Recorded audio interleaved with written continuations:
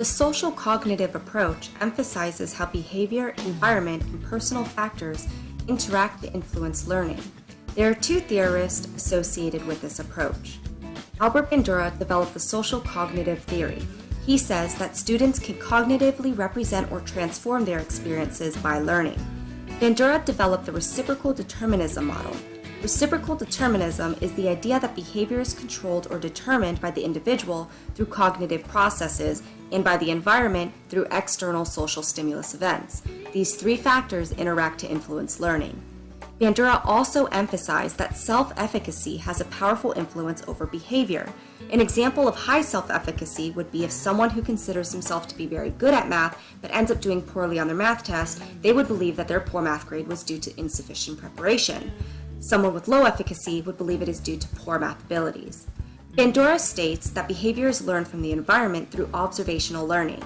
An example of this would be trying to learn how to dance. In order to learn how to dance, you must first observe the model in order to acquire the skill by imitation. The second theorist is Jean Piaget. He was a Swiss psychologist who stressed that it's important for children to construct their understanding of the world by using these four processes: schemas, assimilation and accommodation, organization, and equilibration.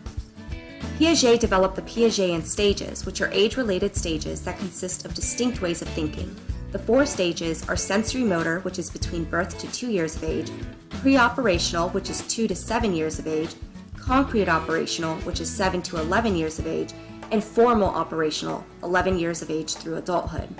An example of reciprocal determinism would be a child who discovers that he is able to gain control over the desirable toys by being aggressive towards his playmates. In this case, the reinforcer is produced by the child himself by his behavior, and the character of the play environment has changed. The bully has become more likely to victimize his playmates in the future, and the playmates more likely to give in to the bully.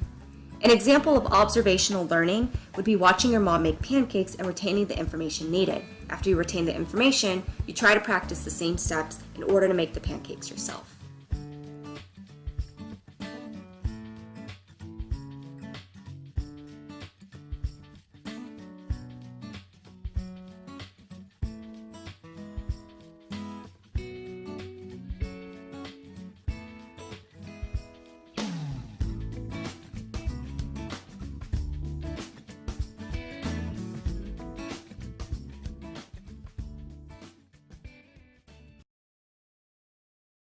Created using Powtoon.